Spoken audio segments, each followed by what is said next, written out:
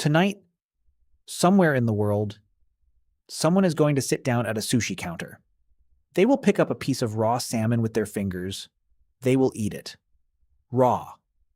No fire, no heat, nothing. And nobody at that table will think twice. Now picture the same person doing that with raw chicken or raw pork. Your stomach just turned a little, didn't it? That reaction is not random. It is not just culture. It is not just taste. It is your body remembering something ancient, something written into you long before you were born. And the answer to why is stranger and closer to home than you think. Most people assume it is just about cleanliness.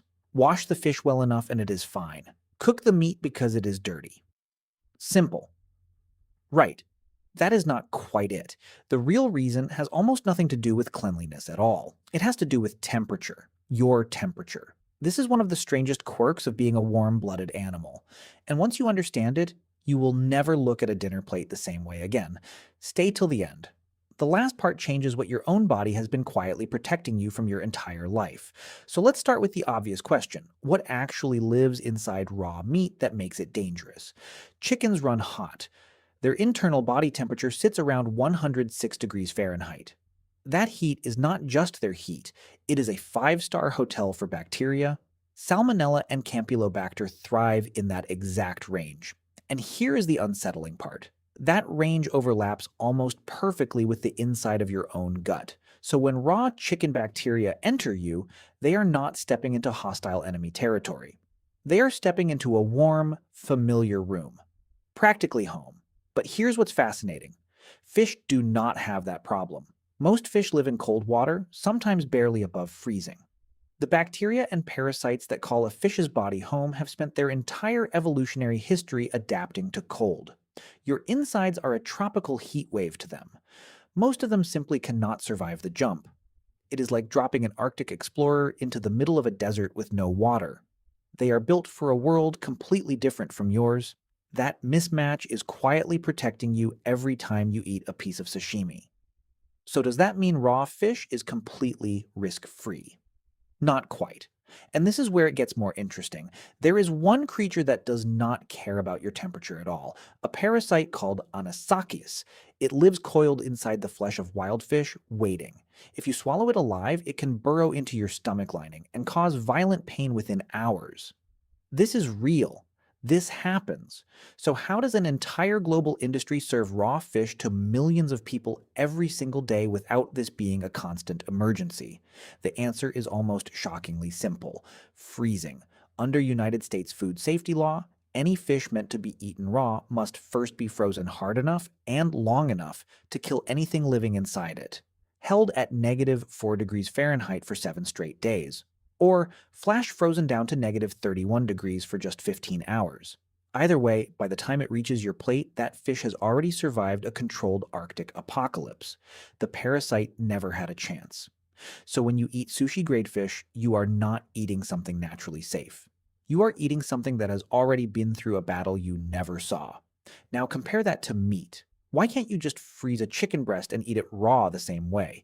Because bacteria and parasites in mammals and birds play by different rules. Some, like the parasite that causes trichinosis in pork, are far more resistant to cold.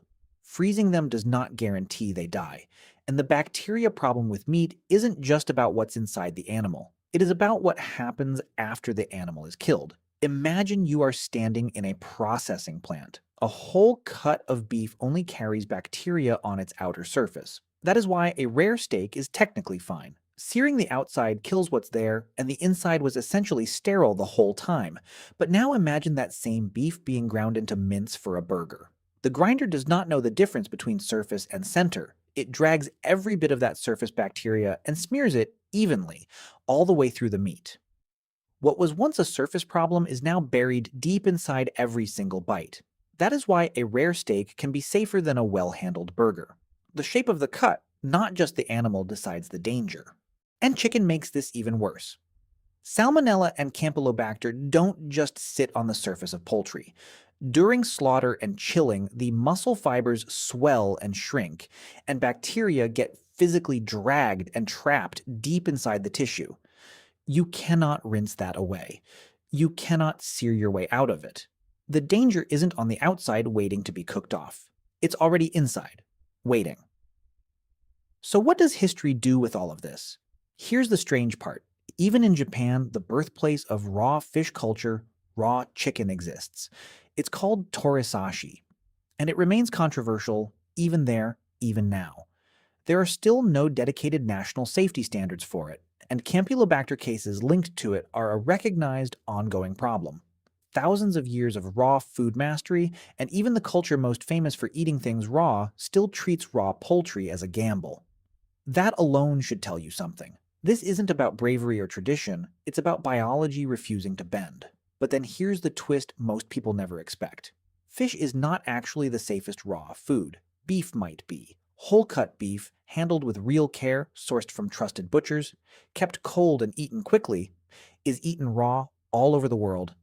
Think steak tartare. Think beef carpaccio. The tradition is old, and in the right conditions, genuinely low risk. So the rule was never simply fish good, meat bad. The real rule was always about temperature, structure, and how much human interference the meat went through before it reached your mouth. So let's zoom out. What is actually happening here? Every time you eat something raw, your body is quietly running a survival calculation that took millions of years to build. Cold-blooded prey, lower risk. Warm-blooded prey, higher risk unless it's treated exactly right. You didn't learn this rule from a cookbook. Something older and you already half knew it. That flicker of hesitation you feel looking at raw chicken but not raw salmon. That's not squeamishness. That is ancient risk assessment, running silently, every single time you sit down to eat. We like to think of eating as simple. Cook it or don't. Safe or dangerous. But really, every meal is a negotiation between your body and the temperature of the animal it came from. Somewhere between a freezing ocean and a 106-degree bird, an invisible line was drawn. And your gut has been quietly obeying that line your entire life, long before you ever knew it existed.